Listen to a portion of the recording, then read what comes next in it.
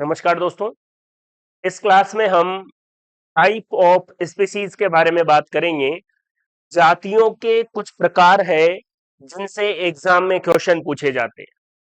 ये क्लास बहुत छोटी क्लास है, लेकिन एग्जाम का जो क्वेश्चन पेपर होगा उसमें कहीं न कहीं किसी ऑप्शन में, किसी क्वेश्चन में ये जो मैं टर्म बता रहा हूं ये जरूर आपको मिलेगी। इस क्लास को अगर आप क्लियरिटी से देखेंगे तो ये आपको किसी न किसी क्वेश्चन को बिना कंफ्यूजन के सही करने में मदद करेगी। तो आइए शुरू करते हैं। टाइप्स ऑफ स्पीसीज, कुछ टर्म है जो आपको याद रखने हैं। दोस्तों, सिस्टमेटिक चीजों को देखो, उनको समझो और आप उनको अपने अकॉर्डिंग भी मॉडिफाई कर सकते हैं। अभी ये शुरुआती यूनिट्स हैं, आगे बढ़ते चलिए।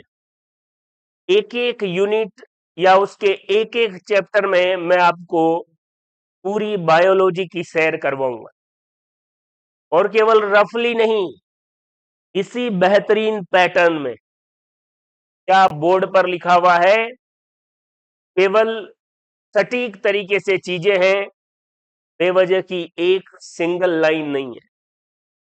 ना मैं बेवजह की एक सिंगल लाइन बोलता हूं और ना ही बोर्ड पर लिखता हूं, क्योंकि मैं जानता हूं कि जो अभ्यर्थी परीक्षा की सब कुछ छोड़कर तैयारी कर रहा है उसका समय बहुत महत्वपूर्ण है। टाइप्स ऑफ स्पीसीज, इसमें पहला है लीनियन स्पीसीज, मतलब लीनियस से ये नाम लिया गया है। इसी को कहते हैं मॉर्फोलॉजिकल स्पीसीज, इसी को कहते हैं टैक्सोनॉमिक स्पीसीज। क्या होगा इसमें? बेस्ड ऑन मॉर्फोलॉजी, मॉर्फोलॉजी के आधार पर जातियों को अलग किया जाए। टैक्सोनॉमी में अधिकांश जातियां इसी प्रकार की है, इसीलिए इसको टैक्सोनॉमिक स्पीसीज भी कहा जाता है। मॉर्फोलॉजी पर आधारित है, इसलिए मॉर्फोलॉजिकल। और फादर ऑफ टैक्सोनॉमी किसे कहते हैं? कैरोलस लीनियस को, इसीलिए उनके नाम पर लीनियन स्पीसीज कहा जाता है। लीनियन, मॉर्फोलॉजिकल, टैक्सोनॉमिक स्पीसीज, इसमें कोई कंफ्यूजन नहीं है, सिंपल सी बात है। बेस्ड ऑन मॉर्फोलॉजी और टैक्सोनॉमी में अधिकांश जातियां इसी प्रकार की। दोस्तों, मेन बात यही है कि अभी लीनियन स्पीसीज याद हो जाएगी, अभी आपको लगेगा भी नहीं कि ये भी हमें परेशान कर सकती है, क्योंकि अभी शुरुआत है। धीरे धीरे धीरे जब चीजें बढ़ती चलेगी और आपका कंटेंट ज्यादा हो जाएगा, बहुत सारी यूनिट आप पढ़ लेंगे, तब क्या याद रखें और क्या नहीं रखें ये भी बड़ा सवाल बन जाएगा। इसलिए आप अभी चीजों को सिस्टमेटिक तरीके से पढ़ते चले, बार बार रिवाइज करते चले। फिर कंपाइल फॉर्म में एक एक यूनिट या दो यूनिट को एक साथ मिला के भी हम एक क्लास में उसको कवर करने का प्रयास करेंगे।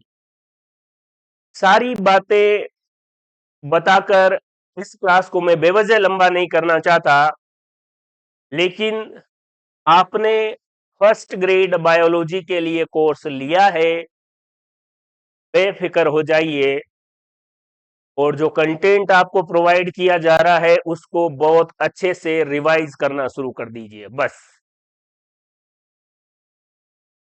दूसरा है माइक्रो स्पीसीज।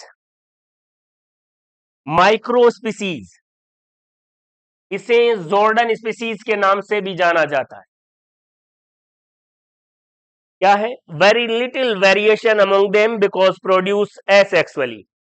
कुछ जातियां जो अलैंगिक जनन करती है उनमें कोई थोड़ा बहुत वेरिएशन आ जाता है, इन्हें माइक्रो स्पीसीज या जॉर्डन स्पीसीज कहा जाता है। सिंपल बात, इसके अलावा कुछ भी नहीं सोचना। आप लीनियन या मॉर्फोलॉजिकल टैक्सोनॉमिक स्पीसीज, ये दो लाइन है, बेवजह की घोच पोच दिमाग में मत लाइए। माइक्रो स्पीसीज, जॉर्डन स्पीसीज, ये आप याद रखें। जो स्पीसीज असेक्सुअली या अलैंगिक जनन करती है उनमें बहुत कम वेरिएशन आता है और उन्हें क्या कहा जाएगा? Jordan species. देख लीजिए।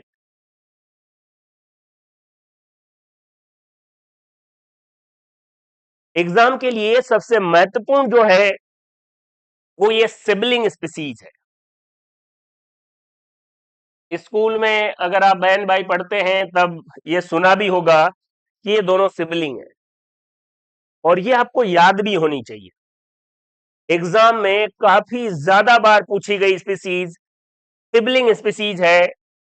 एक तो इसे क्रिप्टिक स्पीसीज के नाम से भी जाना जाता है, पहली बात। दूसरा, ये मॉर्फोलॉजिकली सेम है लेकिन रिप्रोडक्टिवली आइसोलेटेड है। बस ये आपस में एक दूसरे से जनन नहीं कर सकती। एक ही माता पिता की संतानें मॉर्फोलॉजिकल बिल्कुल सेम है लेकिन वो आपस में रिप्रोड्यूस नहीं कर सकती। इन्हें सिबलिंग कहा जाता है। तो सिबलिंग स्पीसीज, जिसे क्रिप्टिक स्पीसीज भी कहते हैं, मॉर्फोलॉजी सेम और जननिक रूप से अलग है।